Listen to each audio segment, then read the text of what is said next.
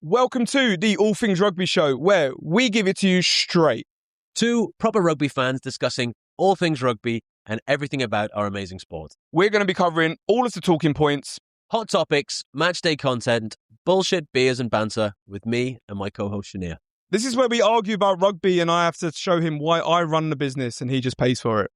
This is where we find out that I actually know what World Rugby is about and where Sinead realises he knows absolutely bugger all about rugby. This is where I talk about modern day rugby and what actually happened on the weekend, and Fordy brings up what happened 10 years ago. This is where Sinead believes that he's in his 20s still and he's part of the Max Brown influencer clique and I am an old fart. But really, I'm down with the kids. Yeah. This is where Fordy acts like an ex-girlfriend and brings up shit that no one cares about. Oh, dagger through my heart. Do you remember when Wales were good? Sadly, I don't. It's a distant memory now. I'm Sinead. I'm 40. And this is All Things Rugby.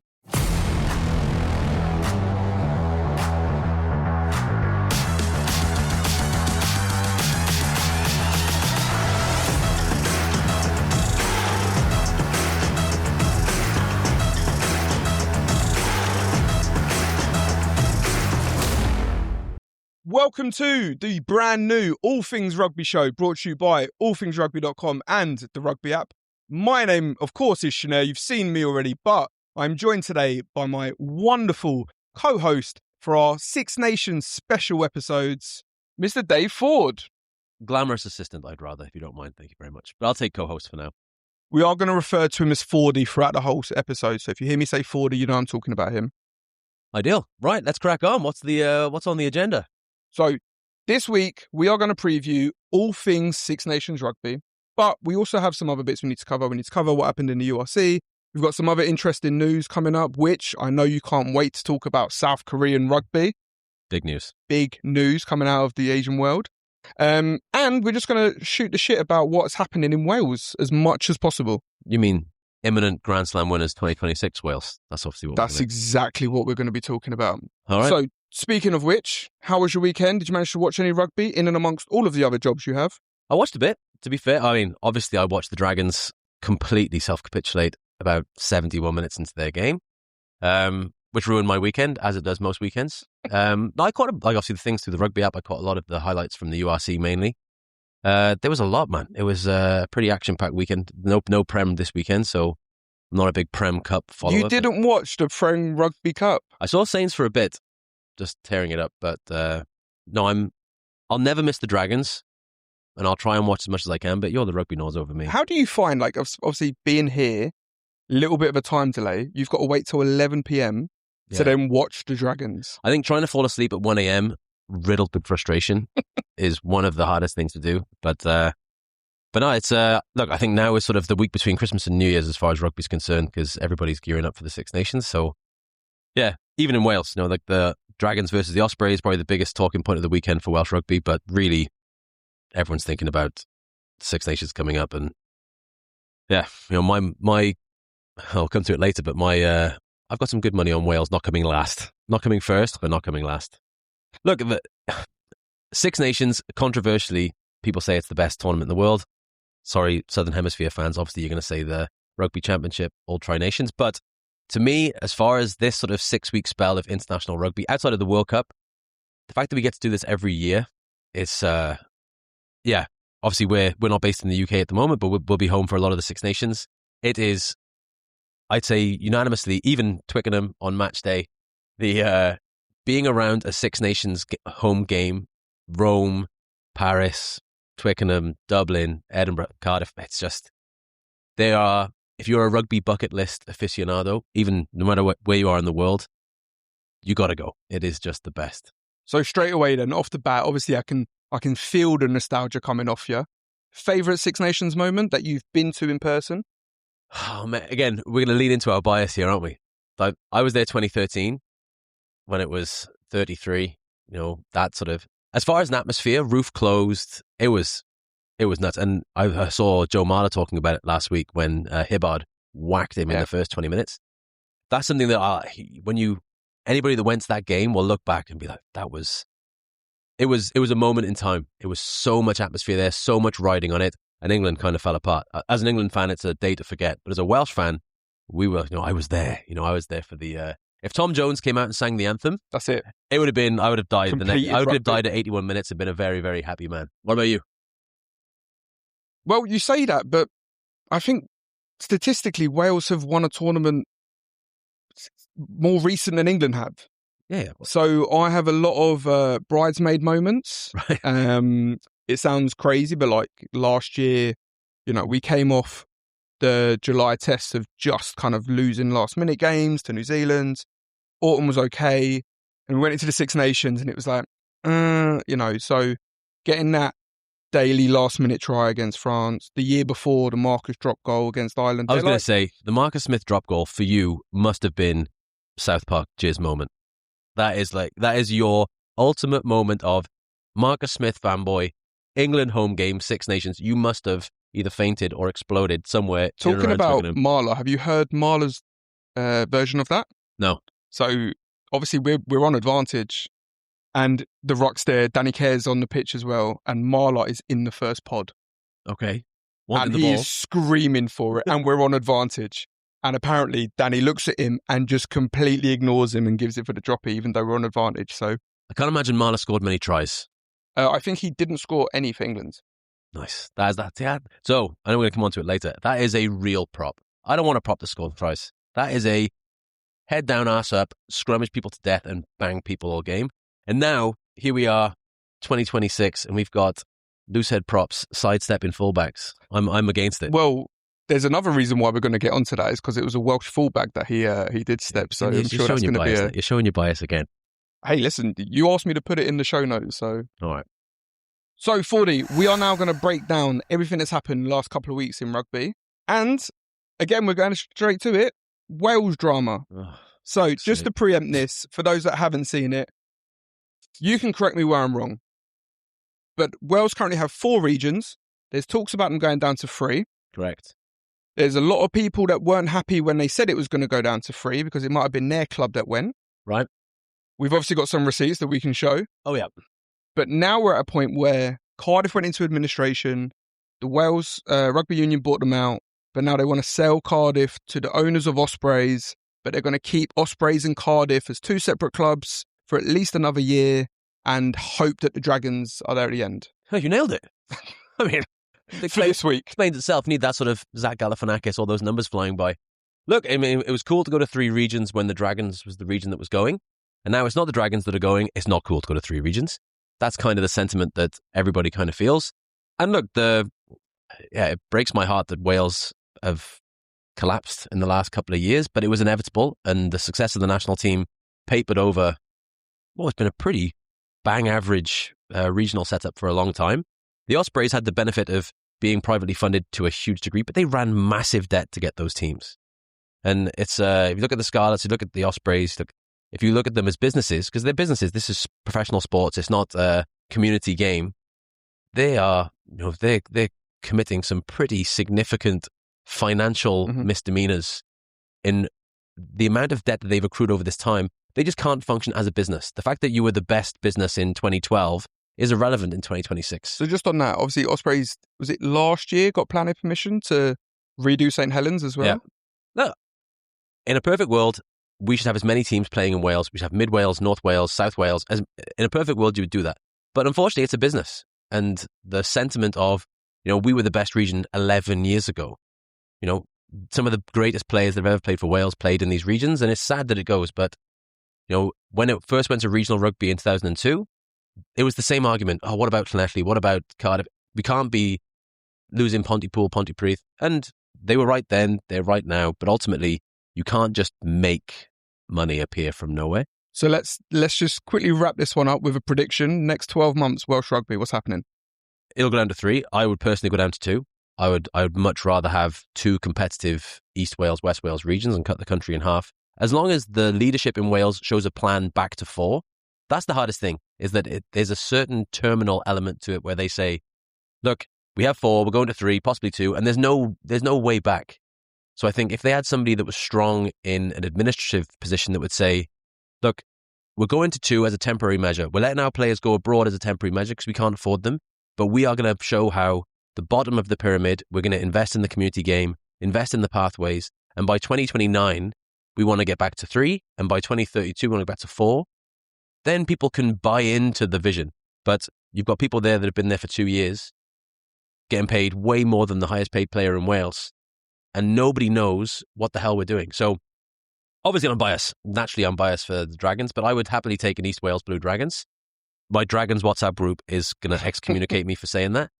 But I would take that as a temporary measure. But look, you've got to, Eddie Jones, you've got to eat shit now to eat caviar later. And unfortunately, you can't take people's emotions into consideration in some decisions. Well, I do have some good news for you. All right, finally. Whilst every other region is either dropping, and we obviously saw what happened in the English game as well. We've seen it happen with Melbourne Rebels. 2 leagues are growing. One is growing, and there's a new league about to start. Okay. So Super Rugby Americas was Nice. the only league last year that actually grew. We're going to start covering them on allthingsrugby.com as well. So Amazing. some good rugby for you to cover. South America is booming.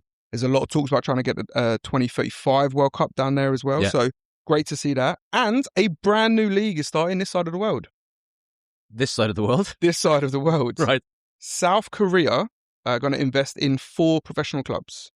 Private money still. Yeah. And they don't know quite yet if it's just going to be them lot playing a round robin, or are they going to try and push into the Japanese league? So rugby is growing. It is growing. I mean, Argentina, so for the Rugby Americas, Argentina, one of the most competitive Tier 1 nations, probably one of the most improved the last 2 years. They haven't got any professional teams.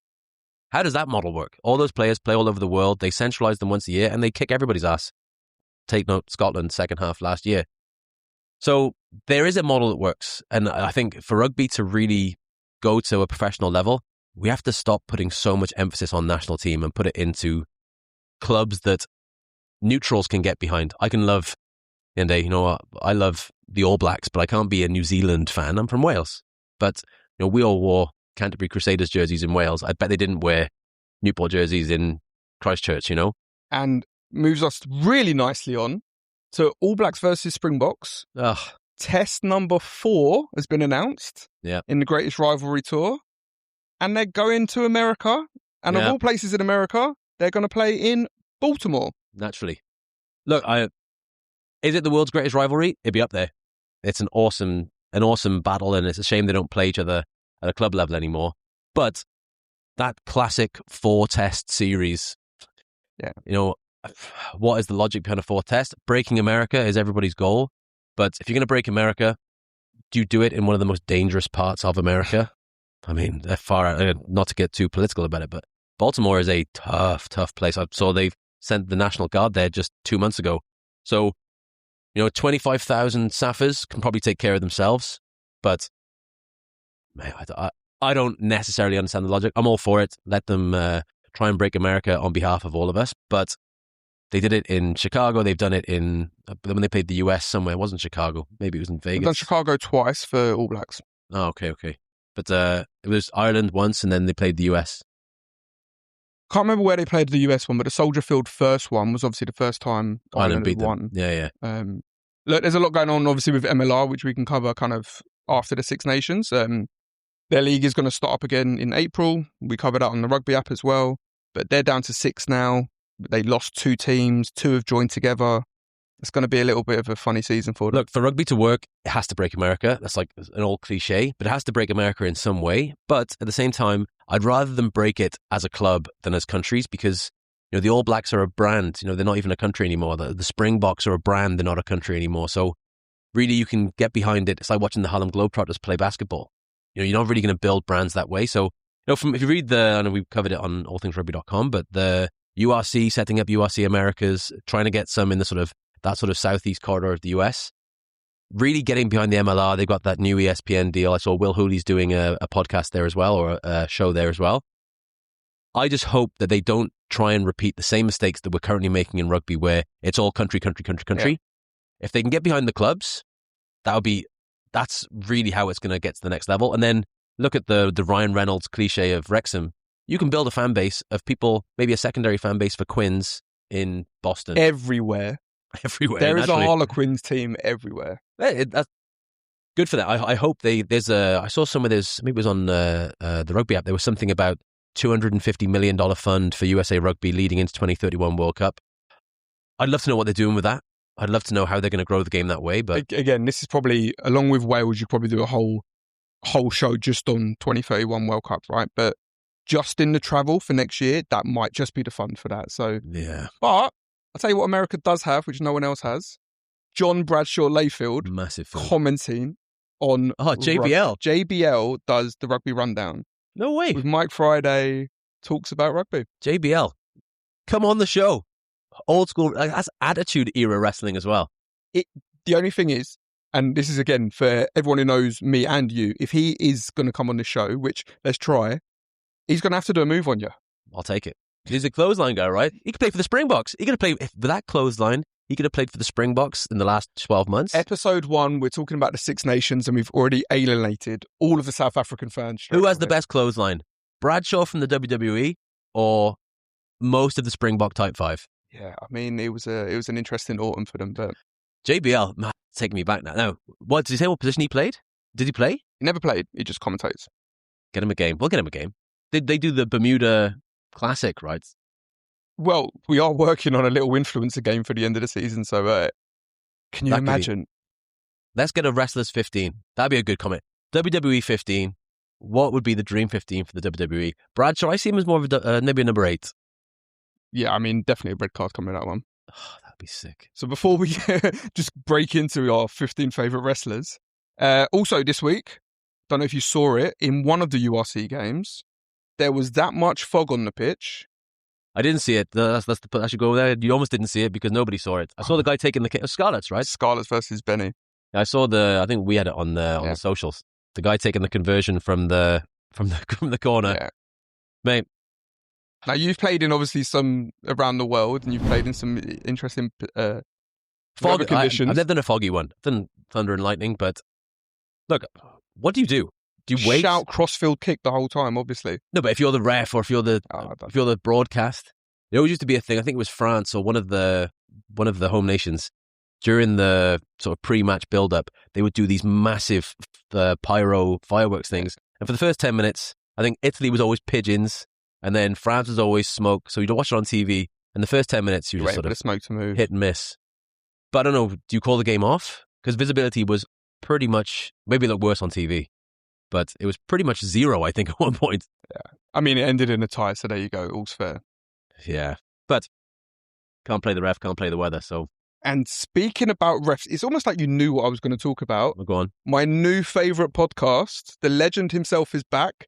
Rassie is back. And this time... He's back. Where's he been? He's never left. Well, after the Springboks obviously played for 2 years straight, he gets a little bit of time off, have some brandy, do some drunk TikToks.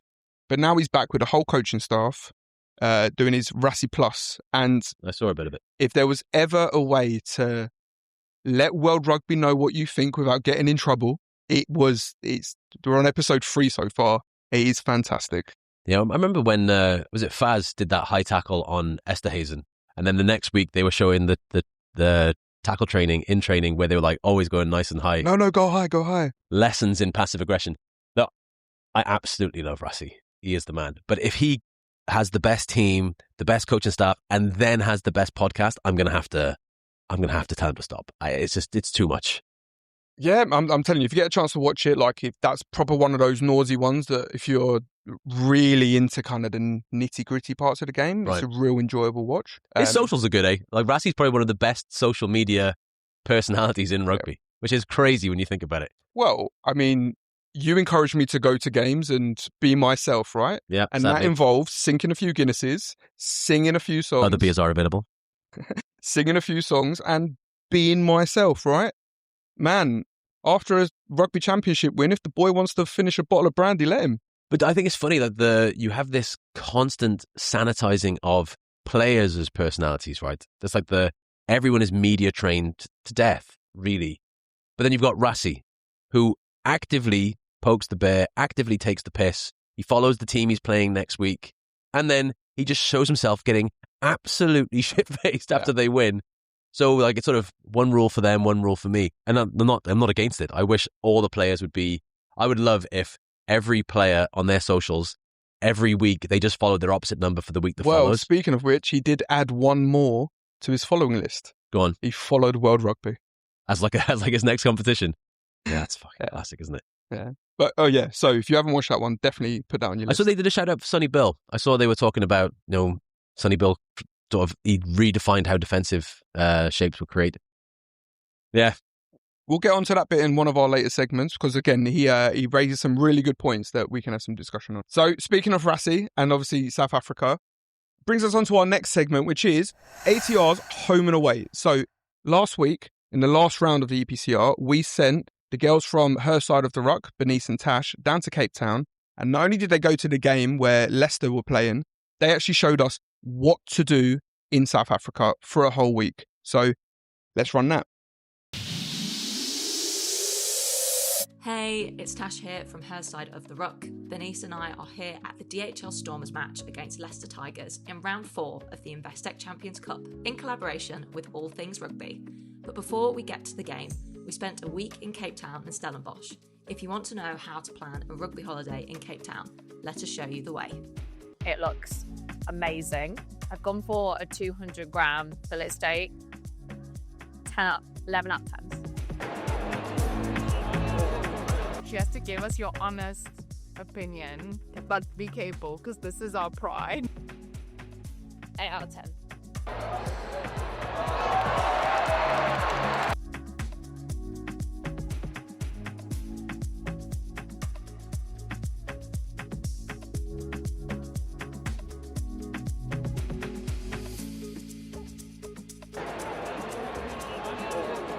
We're at this beautiful wine farm that Bernice said is her favourite, and I think we're going to find out very quickly why it is.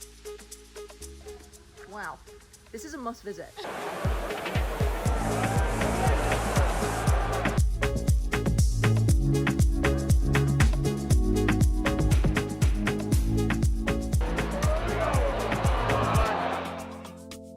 We're here at the Oranje Zicht market at the BNA. This is something that's been on my bucket list. The vibes are great here. They do lots of food, lots of coffee, loads of fresh produce and clothes that you can buy as well. Let's go! Cheers!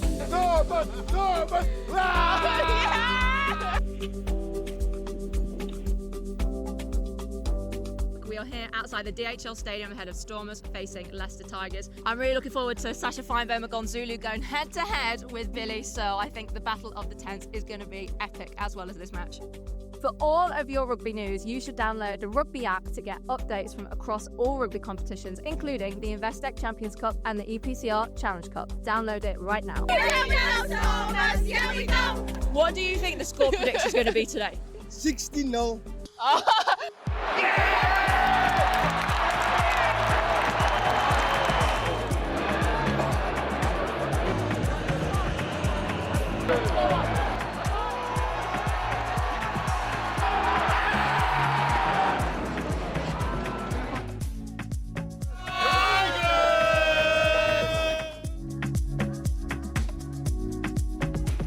The Stormers beat Leicester Tigers 32-26.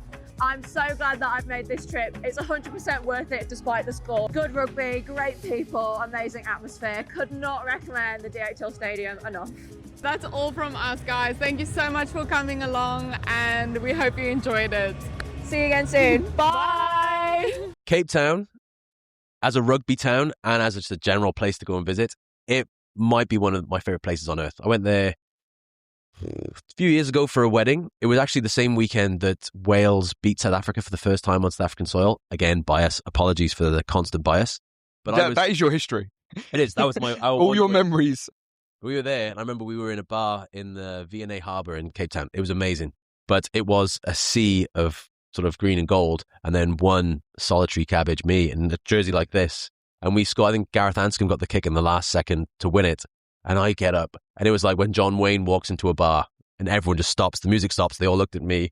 And I was like, I've never been so scared for my life, ever. But it was, as a rugby town, as a vibe, and as an atmosphere, the Saffers do it really, really well. Yeah, I think outside of us going to Bondi for the Lions and Sydney, Cape Town might have been the only other place that I'd be like, if I was going to leave here, I can see myself living there. Yeah.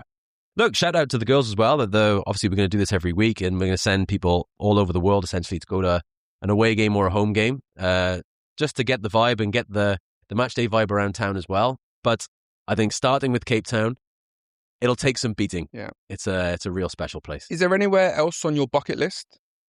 I've never done Hong Kong Sevens. So Hong Kong Sevens as a experience, I mean, Dubai Sevens I've done quite a few times, and you can pretty much just remove the word Sevens from it. I haven't seen any games in about 4 years. But everything you see about Hong Kong Sevens, just the atmosphere, and I was in Hong Kong for 6 months and still didn't go. And that's a really cool city. It's an amazing it's an iconic tournament, but it's not really it's not a rugby. It is a rugby experience, but just the festival of rugby, the festival of Hong Kong, that's definitely on the bucket list. So this year, they've obviously got the tens that happens before, and it's quite bring some legends down as well. It's quite one of those ones. They've got a youth festival the 2 days before now as well. So they'll go youth festival tens into the stadium for Hong Kong Sevens. And have you seen this year's lineup? No one. The Wenger Boys. It was going boom, boom, boom, boom. You want to sing Tom Jones? I'm just going to sing every Wenger Boys song now. You say that my nostalgia is dated. Oh, come on. The Wenger Boys. The Wenger bus is off. It's off the rails. The tyres are flat. I don't want to hear it. If you do want to sign off on a work trip. No, I don't. Hong Kong Sevens with the Wenger Boys. What was your bucket list? What's your bucket list? I would love to do, and again, it would have to be kind of how the calendar falls, but I would love to do that Valentine's Day weekend in Rome for the Six Nations. You romantic. One, I need a girlfriend for that, and two, I need a good reason to go to Italy. That's where you find a girlfriend. In Rome, Valentine's Day, single guy, love is in the air, England are getting pumped by Italy, and you just see a girl across the hall. She's wearing an Italian jersey. Oh, man, I can see it's already written in the stars for you. I think that might be the only one that I would proper shave up for, do the eyebrows, go completely groomed up, and wear an Italian shirt. I mean, do the eyebrows daily naturally already. It's just it's a constant battle, I'm sure. Lovely stuff. Some games, quick fire. Yeah. So I reckon Dave will do you first. Blind rankings, top 5 captains, any positions, doesn't make difference. It's who you want on your team. Okay. Top 5. First up, we have Martin Johnson. Oh, Martin Johnson. Only forwards should be captains, by the way. Get that in early. Forwards only as captains. Back shouldn't be captains. Jono, I'll put him at 2. Legend. Brian O'Driscoll. Back shouldn't be captains. And Bod is a legend, but back shouldn't be captains. I'll put Bod at 5. Ireland, I'm sorry. Gavin Hastings. Gavin Hastings. Back shouldn't be captains. 4. Antoine Dupont. All right, this is a bit stacked here. Back shouldn't be captains. Antoine Dupont. Scrum half is right in the middle of who should be a captain. I'll give scrum halves are involved in both sides of the ball, so 3. Well, you like this one. Number 1. Alan Wynne-Jones is, if there's a number above 1, he is the GOAT. We can tell that from our Alwyn shrine we have over here. There he is. He is not only the best captain in this list, he's the best captain of all time. Right, Sinead, top 5. Captains, same theme. Starting with Faz. Oh, 1. Oh my God. Straight up the 1. Bias. Come on. By far will go down as, maybe not right now, but once everyone realises, he will go down as one of the best England players of all time. I agree. Faz is a legend. And I hate Saracens. So that's a lot for me to say. South Africa, Ireland and Saris, all alienated. And refs. And refs. Thierry Dusautoir. My issue with, I'm going to alienate them now, the whole French team is at some point they do something that they probably shouldn't be doing. So I'm going to go for 4, lack of control. Big Sam, Warburton. Go on, Warby, number 2. Yeah, look, just obviously he had his reasons for retiring too young. I feel like I would have loved to seen more out of him. And now I've probably spent more time listening to him as a pundit than I have watching One of the him best play. pundits on TV. 3. Harsh. Italian stallion Sergio Parisse. Oh, I've got 2 and 5 left, so he's going to have to be 2. I like that. All right, and then the last one, Paul O'Connor. Oh, no. I think his book's up here somewhere as well. Paulie. Yeah, I'll tell you why I'm happy to put him at 5. He was in charge of Ireland A, and he was refusing to do media. So, yeah, there you go. I'd love a Paulie team talk, though. When you see Paulie's team talks on some of the Lions stuff, it is it'll get you up for a game for sure. You run through walls for Paulie. You not appreciate England and all of their 7 captains and vice captains anymore? By the way, in the bin, vice captains or co-captains or whatever they call them, having 3 co-captains in a game, that's next in the bin. All right. So what we're going to do now is rank the national anthems of each of these 6 competing nations. We've got a little taste. This is easy. Yeah. This is easy. Oh, yeah.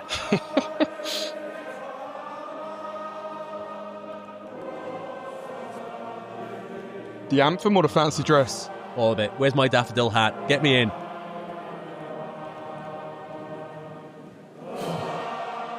Well, 1. No. Come on. Oh, come on. I know. I understand the emotional bias, right? But it's not the best one. It is. Oh, come on. When we get to France, you're still saying it's better? And this is because it's the best thing that happens in the stadium. I think we lost the anthem last year against South Africa as well. They smashed us. In Twickenham, the South Qatar Airways Cup, absolutely smoked us. Look, what would you put it? I think it's up there. But 3 or 4. Oh! What? Because I'll take 2. I want 1, you want 3, take 2. Wales 2, next. You think we're going to agree on 1? Ireland. I mean, it's a beast. Everyone joins in. Yeah. Which is also, I think, part of it. It's hard not to sing along to Ireland. I'm telling you, I just like seeing Omani get emotional as well. But Six Nations-wise, I mean, I'm going 4. You think that's 4? You Yeah. think that... Stop it. 4. I've annoyed that many Irish people anyway, so it's like... Yeah, 4. 4. 4. Done. 6. Oh. Don't play it. It's such a shame. It's actually such a shame. 7. 6.5. I just want them to play the second verse. I preferred it when it was the Queen as well. This remix, I'm not a fan of. Boom. Next. Just 6. 6.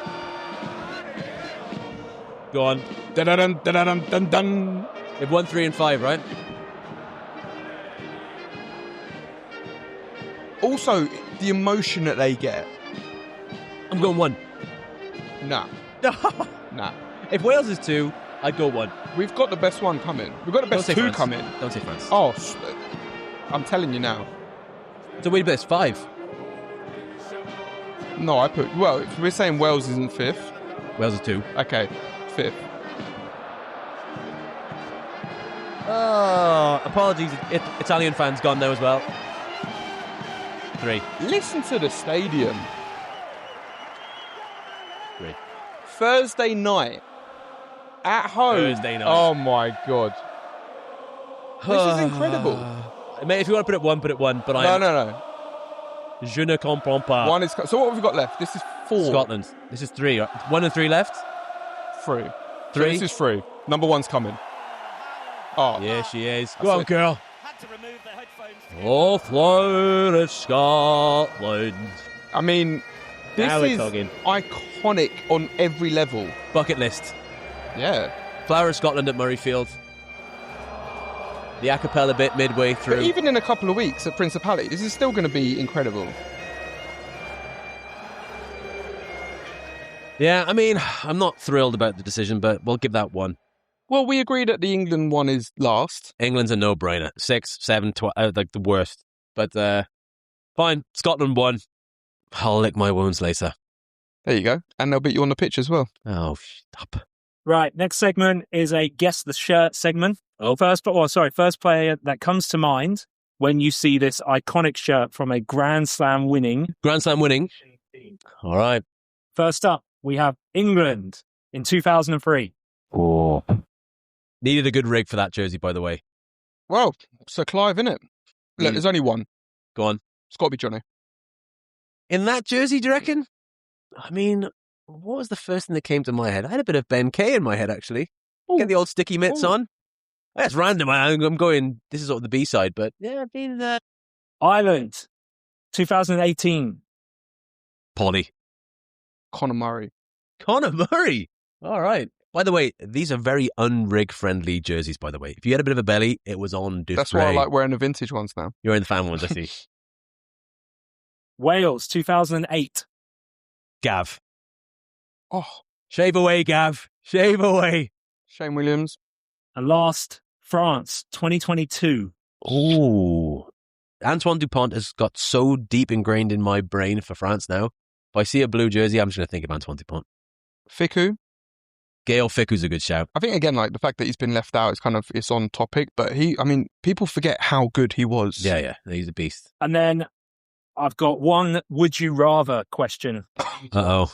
Here we go. This is a good way to break a couple of relationships, by the way. Playing this, would you rather, I have nevers. Sticking on the Wales theme, would you rather win the Six Nations but get pumped by England in Cardiff 100-0? Oof. Or come second in the Six Nations but beat England with a last-minute try? There's a very famous stereophonic song, which I think we can play separately to this. As long as we beat the English, we don't care. So I'm going to go with B. As long as we beat the English, it's a good tournament. I mean, the fact that you finish in second would be the best result in years. Oh, yeah. So before I annoy too many other fans, we're now going on to our next segment, which is all of our All Things Rugby socials for the last week. So obviously I spend a lot of time on my phone and not only doing our socials, but checking the world of rugby. Right. I've got some incredible clips that you may or may not have seen. The first one we are going to talk about, we mentioned it earlier. You said you wanted an old school prop. Well, Angus Bell is changing that for everyone. Obviously he joined Ulster this year, moving from Australia, and he was playing Cardiff. Yeah. And I don't know if you recognise the fullback in this clip, but we're going to show Angus Bell's try from the weekend. Go forward from Scott Wilson. Holly Davidson in a good position to say no. Angus Bell takes it on, and away he goes. Look at that for a little shimmy and a step. Oh, goodness me. That is absolutely sensational. World-class wallaby try for Angus Bell. And don't they love that around the Aberdeen Stadium? Yeah, look, I mean, if you're a purist like me, you would definitely revoke Angus Bell's front row union card. That is it. Angus Bell, for a couple of years, he's been a freak. Yeah. You know, and he always came off the bench for Australia. I never really understood why he was never a starter. But he's not getting pumped in the scrums either. So the credit to him is that it's not like he's just a show pony prop. He is doing everything. You know, he sort of reminds me of a young Gethin Jenkins. Again, Welsh bias. My Welsh bias, I have to try and reprogram this from my head. But he is amazing. But if I was Cam Winnett, I mean, you're getting COM, Dick of the Day. You're wearing that funny jacket for the rest of the season. Like, that is... Does it get worse for a fullback? Obviously, getting stepped is bad enough. I think the only thing that could have been worse is if Belly had chipped him. Oh, man. But to get stepped by a loose head prop in an open play, that is... I mean, I don't know what the fine system is in Cardiff, but it would have been a big one in that corner. Yeah, I mean, look, the only thing I can compare that to is Genji against Quins.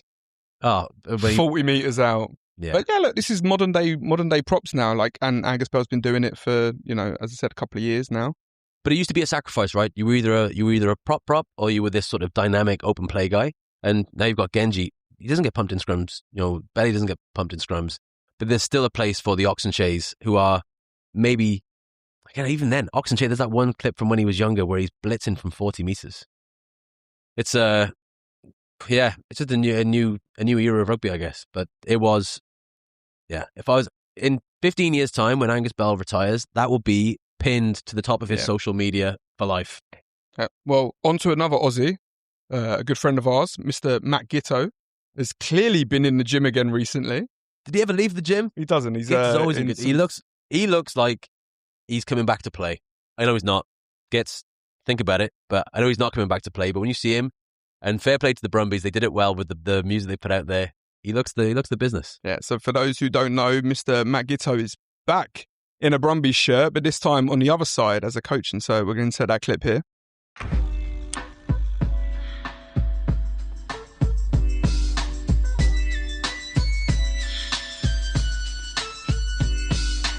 One, two, three into the four. Snoop Doggy Dogg and Dr. Dre is at the door, ready to make an entrance, so back on up. Cause you know about to rip shit up. Give me the microphone.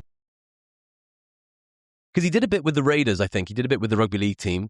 And look, if you're, Canberra sort of iconically haven't got a home game for the World Cup right in Australia, which is criminal. Like, Canberra's a really good sports town. It's a good rugby town. And Gitz is sort of the godfather there. Our generation, he was just the man. And if you're the Brumbies and you have a guy that lives local, he's in the catchment area with his wealth of experience and his rig, just to set some standards, he'll be doing the Broncos with them. I think he might win that as well. I wouldn't be surprised if they did fitness challenges there, especially I see him doing the Broncos all the time. But yeah, if you can tap into that level of experience, and Gitz is such a great guy, such a great energy around the camp, and setting those standards from however many 100 caps, and it is invaluable what they get in there, and he looks great doing it. So long may it continue. So from one end of the game, top level, got a clip for you that I found from the 3rd division in France. Now, just some context. Obviously, Pro Ligue is fully professional, and there are now teams in the French 3rd division that are professional. But this try might be the best try from the weekend. Kicks it out. You can't see the early throw, but now watch. Outside of his left. Pop. Flick. That's a scuff. But c'est une énorme séquence là, juste avant la demi-heure, avec Mathias Ortiz. Ça sent un petit peu le chaos. Le jeu au pied de Mathias Ortiz. En deux temps. Mais c'est un footballeur. Mathias Ortiz. C'est un footballeur. Le crochet. Exceptionnel. then, Burners as well.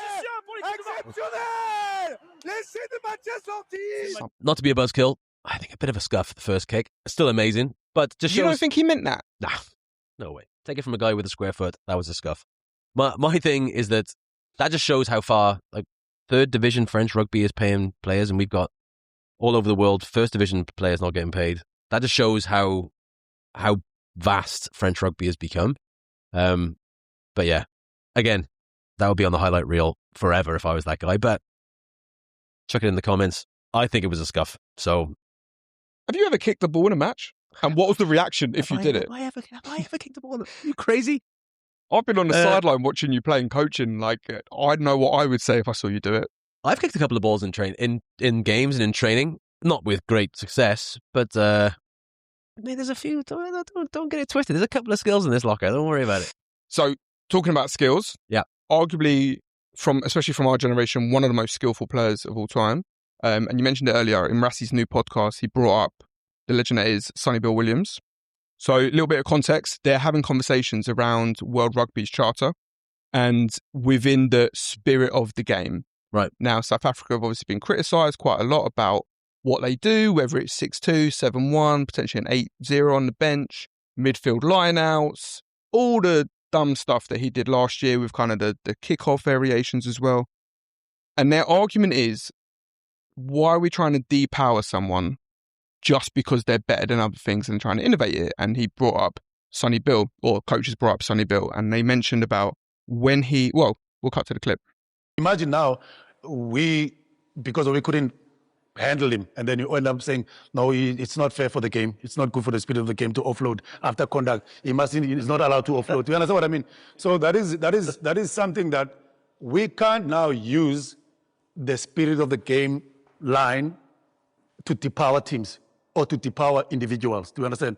Sonny Bill Williams is a special player in the sense of what he does before conduct and what he does post-conduct. And it's point of difference. Do you understand? It's his X factor. It brings something brilliant into the game. Sort of quite proud that Sonny Bill's a really close friend of mine.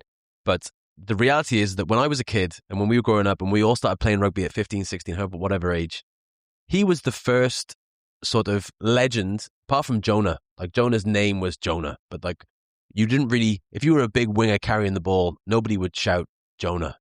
Whereas Sonny Bill, he became a verb, or an adjective. Like, he was the guy that people in West Wales were talking about doing a Sonny Bill.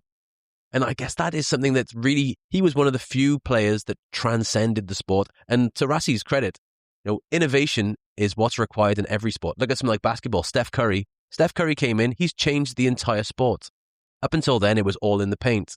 You've got different players that really changed the game. Tiki-taka at Barcelona changed the game. Pep has changed the game, for better or for worse. And Sonny Bill, him being so big, so muscular, punching through tackles and making space, people will look at it as a sort of a fairly sort of primal thing that he's doing. And actually, when we first started this business, we talked about some of our colleagues that aren't rugby fans, and we'd show them, this might look like he's punching through, but he's actually started out right. He's come in short and he's punched through and got his hands free.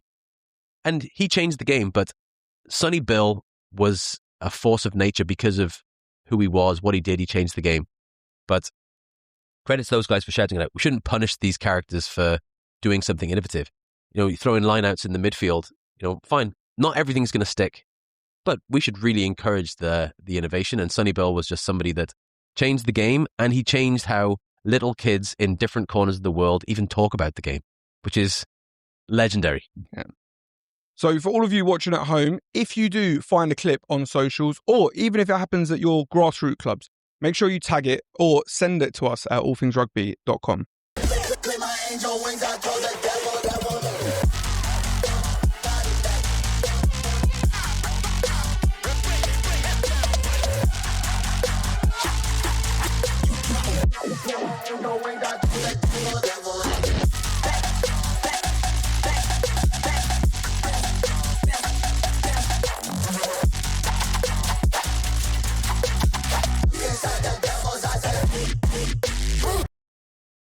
Let's move on to Six Nations Predictor.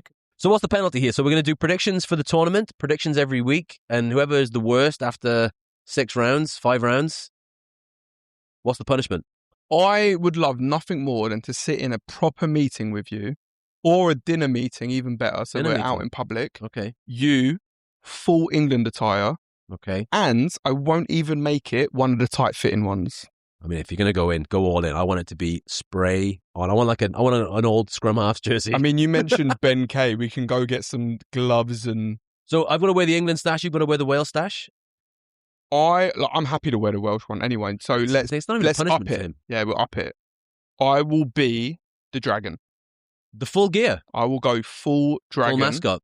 All right. So full kit, England wanker in the office. Bear in mind, my office job is a bit different to Sinead's. So the worst bit is if I walked in as a dragon, no one would bat an eyelid anyway. All right, deal. So punishment set. Predictions. Let's start with the top try scorer of the tournament. Me first. Look, I hate to say it. James Lowe always seems to score loads of tries. Oh, no.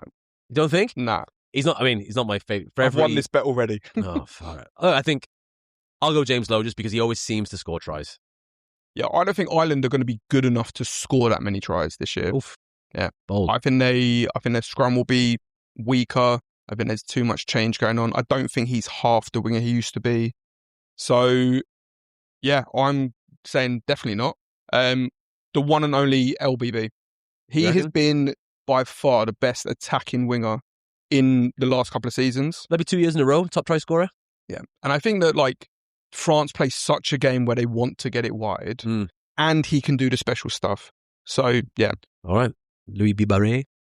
All right. Your standout player of the tournament. Ooh. So I'm going to throw a curveball in here because we spoke about it earlier. I think Tom Jordan for Scotland class is going to probably show everyone the level that he is at and make people forget about Kinghorn. Oof, that's a big shout. Look, again, I think for my standout player, I think he does get a fair amount of credit, but doesn't get much. Ben Earl, for the last 9 months for England, has been world class. Yeah.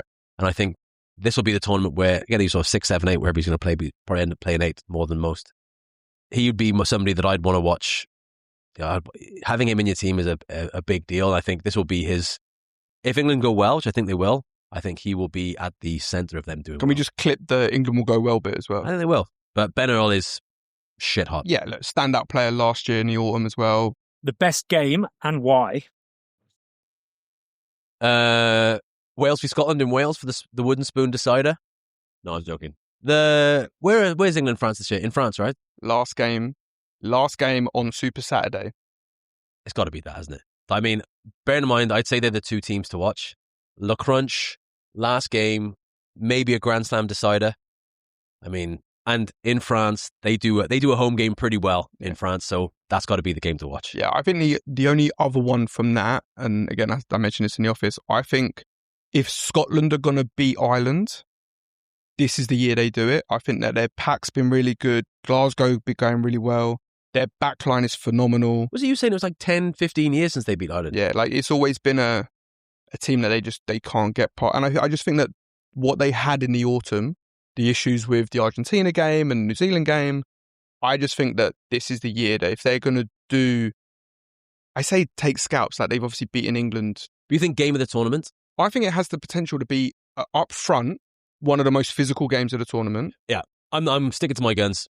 England, France, Grand Slam decider, last game of the tournament in a Paris evening view. All right. All right, everyone's favourite, wooden spoon. Scotland. Oh, stop that.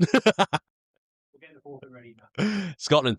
I mean, I don't think there will be a wooden spoon. I think everybody will beat everybody to a certain degree.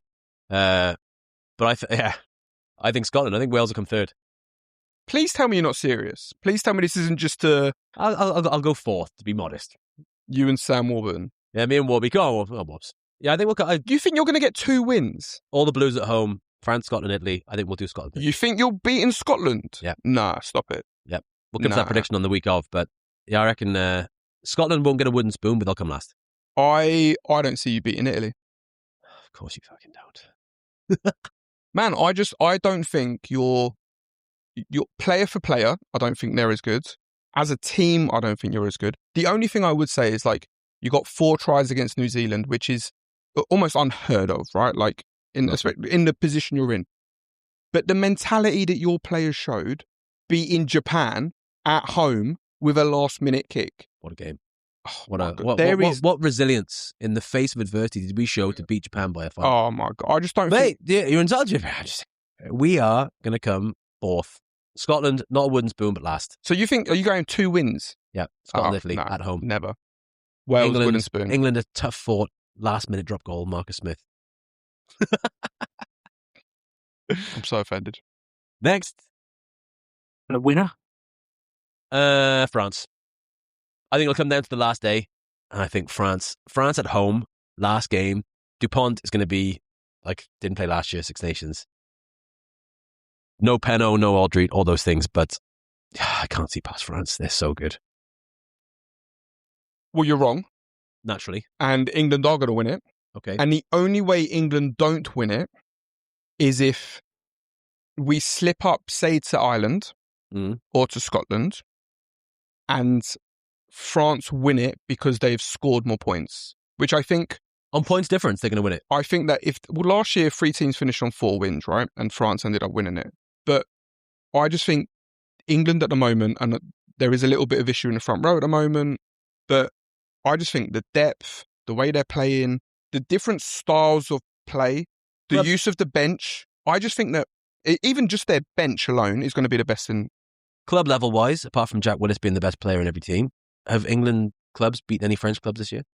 Yeah, the French clubs haven't been as good. Like Sarri's beat Stade Francais, right? Man, if you're going on that, look at Glasgow. Glasgow came back to beat Toulouse and then absolutely whooped Saracens. So if you're going on that, then you got no chance against Scotland. Yeah, let's see on the last day. My pick for game of the tournament, England-France for all the marbles, and I think France absolutely should. Yeah, I think they could. I think it's definitely a chance that it can be a Grand Slam game, but also opening night. I wouldn't put a lot of money on Ireland losing. Like, look, I think France will win that game, but there's definitely a chance that if you're going to write off Ireland, then it's a big call. Fair enough. If you wanted to get really scrape out a win, Andy Farrell could do it with that team. Anyone got any hot takes? The hottest take that I've got is that Wales are going to come above Scotland and Italy. Okay, my hot take then is Scotland are going to finish above Ireland. Oh, I think Scotland come third. Wow, that's what's more controversial? Me saying Wales are going to come fourth, and you're saying that they're going to come. I would say they've got arguably the best 10. Right, outside of Jalibert, who's probably going to get dropped for round 2 and Entamax back. They've got one of the best backlines in every position. Hold on a second, every position, and their forwards in the last 12 months have been as good as anyone. And I would say, like, even their back row, right? Like, some of the players they've got at the moment, and again, I know it's only 2 regions, but they are mainly coming from 1. So you're talking about a team that has already gone through the shit last year. Like, I can't imagine they're going to get to another position when they're winning 21-0 and then they throw it, right? But we say that every year. Scotland always make a dick of themselves, and we always say, oh, they'll never do that again. And then they do it again. No, I'm telling you, I think this is Again, sorry, let's keep score. That's South African fans we've alienated, Scottish fans, French fans, Sarries fans. we're really cutting out a lot of our audience here. So the depth is there now. So you've got Glasgow 4 out of 4 in EPCR, top of the URC, going well, more Lions than they've ever had before. They've had the shit that happened. Like, maybe Scotland will win it. Oh, what? No, Scotland third. All right, Wales fourth. So into this weekend's games, your score predictions or who's winning France v Ireland opening night Thursday. France by 14. Yeah, I'd say France by a score. I think it's going to be closer than what people think. I think for Dupont, obviously he got injured against Ireland when they cheap shotted him at Ruck, like every Ruck they cheap shot. Sorry, Ireland. And I think this is like his Michael Jordan moment. You know, I took this personally. First game back for the Six Nations against the team that injured him. I think it could be a lot more, but I'm going to go France by 14. Score? One score, you're saying? 7? France 6? by less than 7. Less than 7, all right. Italy, Scotland in Rome. Scotland by at least 30. Oh! Have we got a Scottish jersey I can wear, by the way? I'm not doing this podcast anymore. This is fucking you by more than 30. I think Scotland are going to come out absolute firing.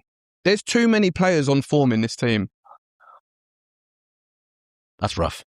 On behalf of my Italian brethren, shame on you. I'll go Italy by 2. Oh, stop it.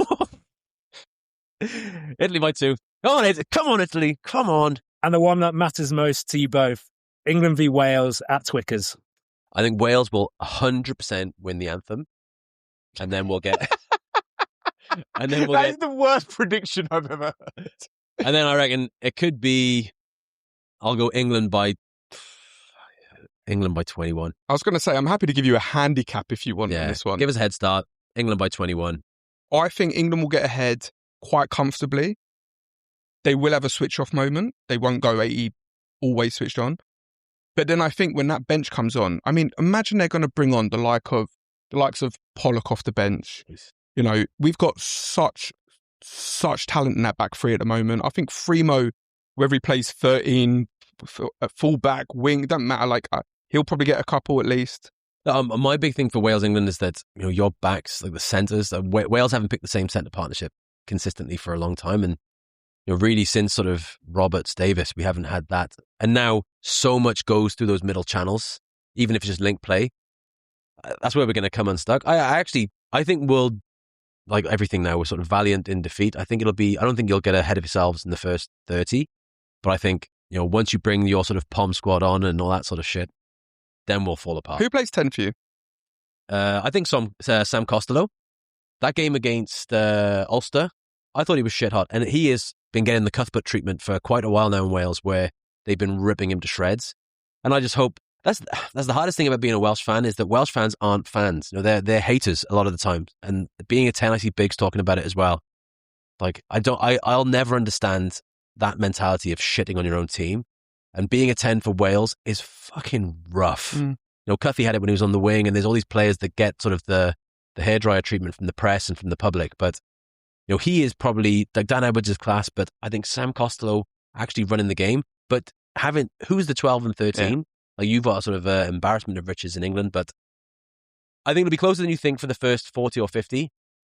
And then, if you want a good bet, I would put money on Wales up at halftime, England to win at full time. I'll take it. I'll put whatever you want. I'd go England bonus point by halftime. I think Wales will score. I think Wales will score at least, like, probably one, at least, maybe two. But I think we'll absolutely give you the biggest hiding you've had since that South Africa game. You know, here we go. No, I think England will buy at least 30 plus, more than what Scotland beat Italy. 40, episode 1 in the bag. Yeah, it was fun, man. I really enjoy it. I think this is a start of something good. I mean, obviously the abuse that you've passed on to me and the abuse that we've given to certain parts of the rugby community, we don't mean it. We're all one big happy family. But you've got 6 weeks of the best tournament in the rugby calendar, in my opinion. So let's enjoy it. Let's have a laugh with it. And when Wales fight for the Grand Slam the last weekend, we can look back and realise how wrong we were the first week we did this. Well, I've also just realised that we're both going to be in Wales for Wales versus Scotland, which is the game I'm saying Scotland, you're saying Wales. So if you're in Cardiff for Wales versus Scotland, give us a shout. We're doing a podcast in Cardiff the day after the game, so It'll be fun to, obviously, for me to bask in the glory of a famous Welsh victory and for you to realise you know nothing about rugby. It'll be a real big moment for us, I think, as a partnership. Yeah. We'll see how we get back into the office. For extra content, make sure to visit allthingsrugby.com. And for live scores, live stats, and live updates, be sure to download the Rugby app from your app store. Ain't